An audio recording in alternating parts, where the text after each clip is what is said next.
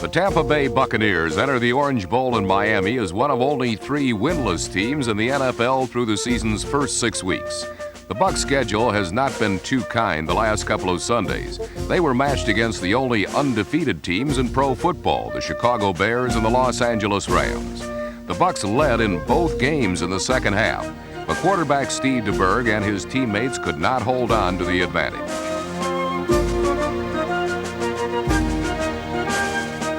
The opponent today is the Miami Dolphins, one of the league's toughest and most explosive offensive teams. Quarterback Dan Marino is not having the kind of season he had a year ago, but number 13 is still considered by many to be the best there is at his position in the game today. Marino's gun can put a charge into Miami's offense at any time, particularly against the Bucs defense that has surrendered 30 or more points in every game but one. Miami coach Don Shula can't wait to get this one started. The Dolphins were losers in their previous game for only the second time this year. And you just know that the intensity rages fiercely inside the Dolphins' head man. This game appears to be one of the season's biggest mismatches. A team many expect to contend for a return trip to the Super Bowl with the Cadillac of quarterbacks and the Rolls-Royce of coaches, against a team struggling to win its first game of the year under its new head coach. But a mismatch this would not be. Instead, it would produce one of the most thrilling games of the 1985 season. For bragging rights in the state of Florida, it's the Tampa Bay Buccaneers and the Miami Dolphins on the NFL Game of the Week.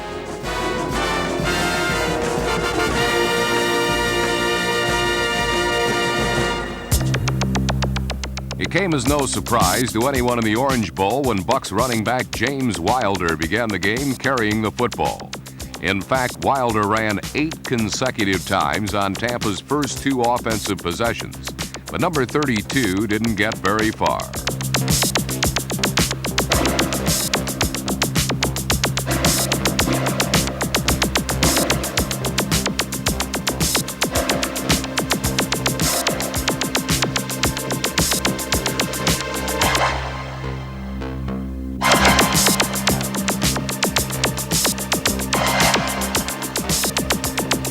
Wilder's workhorse load produced only 1 first down as the Dolphins' defense, normally vulnerable to the running game, rose up to meet the challenge.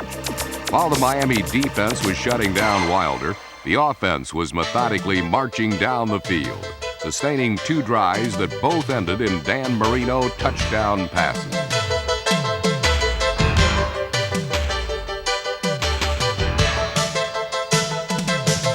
First came with only 4 minutes gone in the opening quarter. A 16-yard strike to a wide-open Nat Moore, number 89.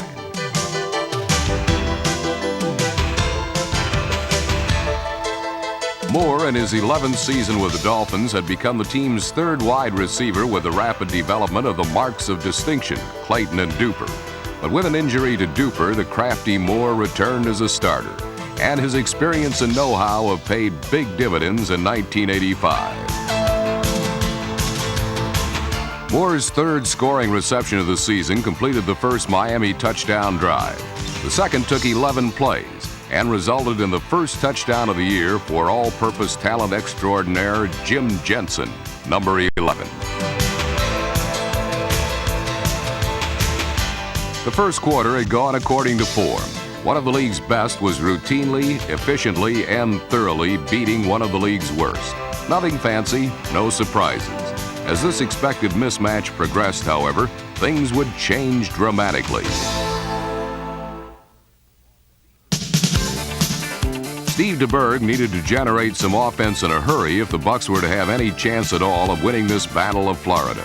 Trailing 14-0, it was time to expand the offense. Continue using Wilder, one of the NFL's finest backs, but add the passing game to the offensive formula.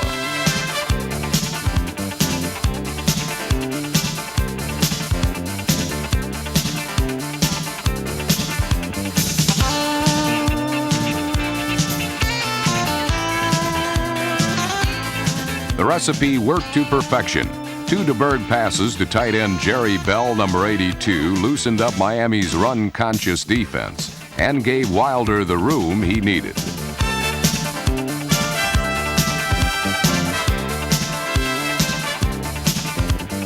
The NSC's leading rusher finished off an explosive 5-play, 80-yard drive by powering his way around the left side for the touchdown.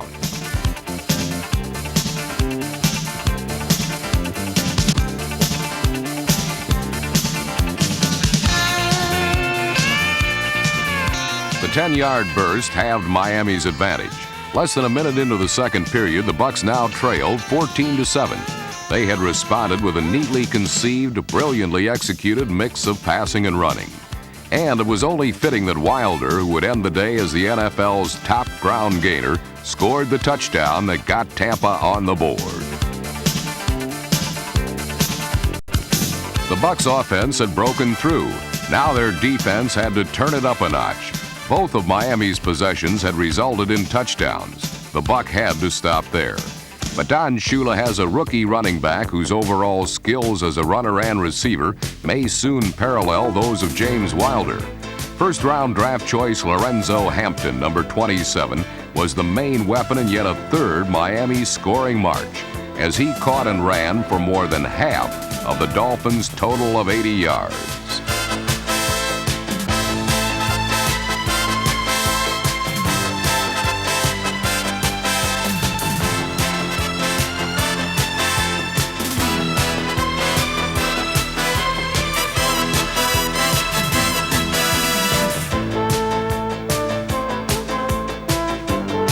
Hampton's slashing power running is an element the Dolphins' offense has lacked in recent seasons, and this missing ingredient led to the drafting of Hampton and another running back, Ron Davenport. It was Davenport, number 30, who ended the Dolphins' 11-play drive with this 1-yard surge into the end zone. Miami had immediately retaliated to once again jump ahead by 2 touchdowns, 21-7. The Dolphins were doing it with a surprisingly balanced offensive attack. Marino's big gun was not the main event. On defense, the man who can TKO opponents with a quick strike is All-Pro linebacker Hugh Green. Green, playing in only his second game with Miami since being traded away from, you guessed it, Tampa, made one of the game's few big defensive plays. A reminder to his old team that there are not too many linebackers around the caliber of Hugh Green.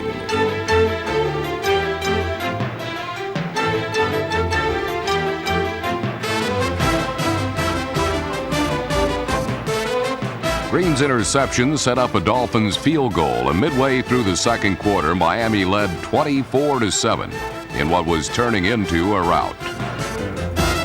The Bucs had played this scene before in 1985, and it was not getting any easier to handle. There was little sign of life, and a 7th straight loss appeared to be just a matter of time. But the Bucs refused to quit. With 2 minutes left until halftime, DeBerg directed his offense on a drive that would produce a touchdown. The highlight was pinpoint passing by the Tampa quarterback into the teeth of the Dolphins' zone defense.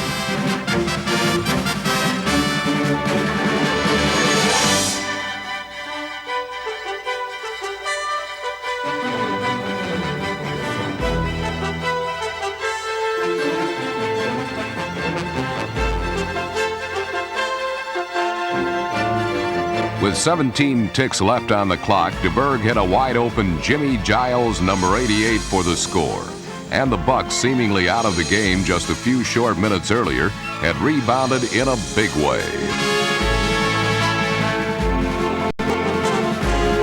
This touchdown pass to Giles would set up a second half that would produce one big play after another. Take a second look at it, and remember the name Giles and the number 88. You will see him again rather frequently in the final 30 minutes. Before this one was over, the Bucs would give quite a scare to their interstate rivals from Miami.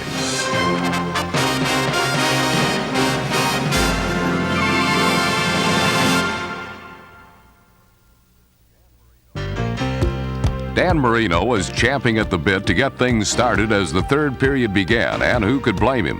Miami had blitzed Tampa's beleaguered defense for 24 points already and were greedy for more. As even the most casual fan knows, a passing down for the Dolphins usually occurs any time after the national anthem. And Dan didn't disappoint this time either. A 42-yard bomb to tight end Joe Rose was quickly followed by a sensational sideline snare from Mark Clayton as the Dolphins were airborne again. The catch was ruled complete, and then the Dolphins let their leading receiver pick up some yardage with his feet as running back Tony Nathan brought the ball to the Buccaneers' doorstep.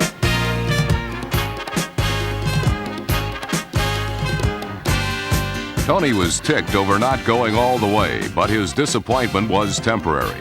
On the very next play, Nathan blasted in as the Dolphins were on the board again.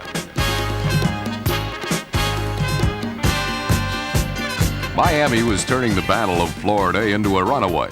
The score now stood at 31-14, and the Bucs looked like their ship was sinking fast. But just when it seemed that the Bucs were headed for Davy Jones' locker, quarterback Steve DeBerg rattled his saber, rallying his band of Pirates with a flurry of pass completions.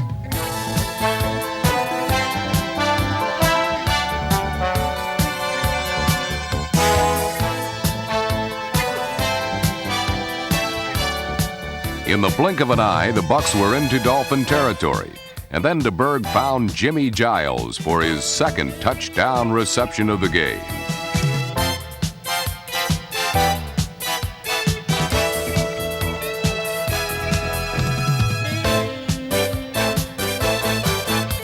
The 39-yard hookup clicked because Giles, even at a burly 240 pounds, is still much faster than the Dolphin linebackers who were trying to cover him. Once Jimmy ran his post pattern beyond their reach, it was an easy jaunt into the end zone. Giles' touchdown had temporarily halted the Dolphin juggernaut, and much more would be heard from Tampa's tight end a bit later on. The score now stood at 31-21 Miami, but Marino was getting ready to crank up his aerial assault once again. On the next possession, Dan was flinging footballs all over the lot, with Joe Rose starting things off with yet another big catch over the middle.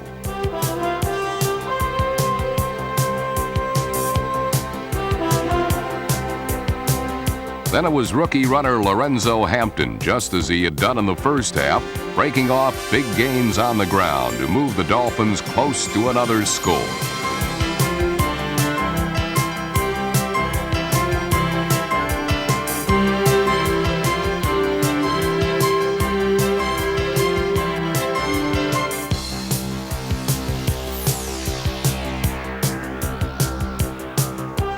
From inside the 5, Marino clicked on his third touchdown pass of the game. This one ticketed to number 84, tight end Bruce Hardy. The pattern of the game was continuing right on course. Just as the Bucs would get within tantalizing striking distance, the Dolphins would pull away with another score. The rollout by Marino to Hardy gave Miami a 17-point cushion in the battle for Sunshine State bragging rights.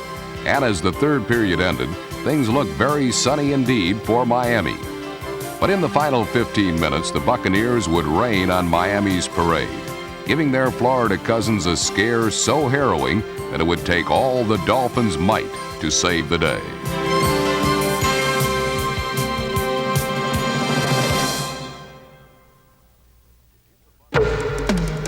If the Bucs were going to rally in this game, their defense would have to raise its voice in anger and stop the Dolphins when they had the ball.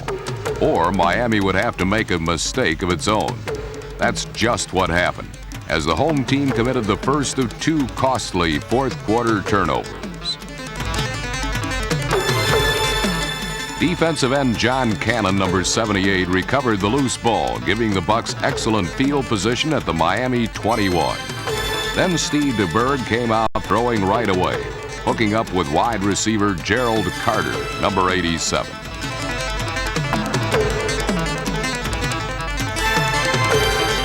DeBerg then returned to a favorite motif of his on this day, seeking out and finding Jimmy Giles for yet another touchdown to trim the Miami lead to 10.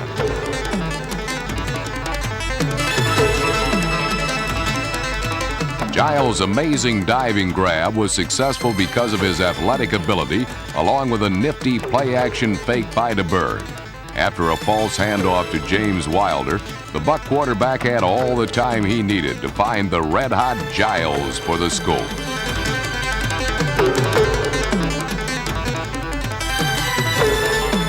It was now 38-28 Miami, but time was beginning to become a factor. Tampa needed another big play from its defense, and they soon got it. This time it didn't stem from a Miami miscue, but rather a heads-up play by linebackers Cecil Johnson and cornerback Jeremiah Castile. Together they collaborated on the Buccaneers' first and only pass interception of the game.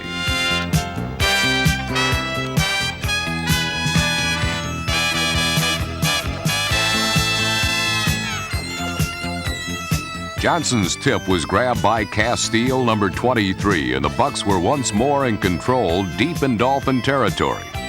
Then, in the 1985 NFL version of Can You Top This?, Jimmy Giles hauled in his fourth and in many ways his most remarkable touchdown catch of the game.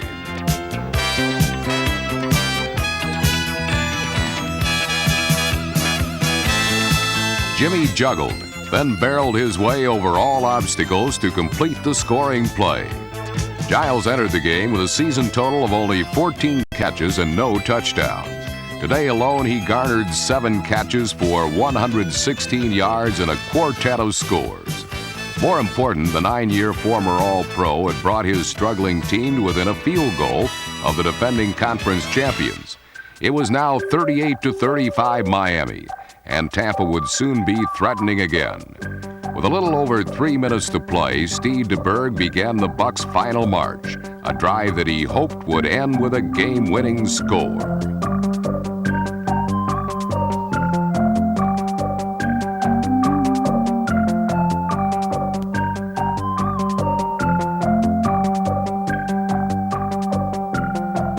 After scrambling for a first down, DeBerg fired 2 straight passes to Kevin House, completions that contributed to the 365 aerial yards for the Buccaneer passer.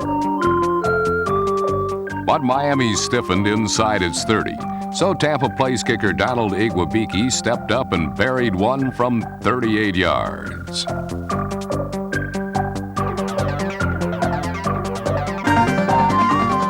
Only 43 seconds remained, and the Bucs had done it. Tied at 38, overtime seemed to be a lead pipe cinch. But all these heroics were about to be swept aside.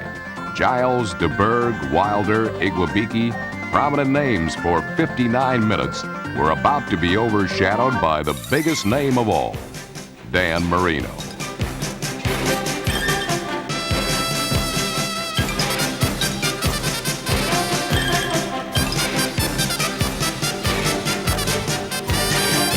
In the final moments, Marino fired 3 clutch completions, 2 of them to Tony Nathan. And with 11 seconds left to play, kicker Fuad Ravez launched a 43-yard field goal that would climax one of the most exciting games of 1985.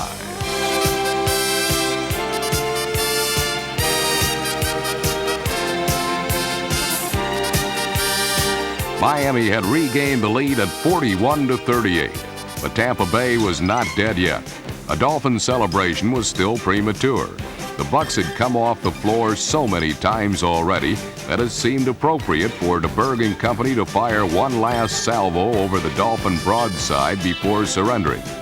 With 6 seconds to go, DeBerg heaved a 57-yard bomb that scared the wits out of the Dolphins and their fans.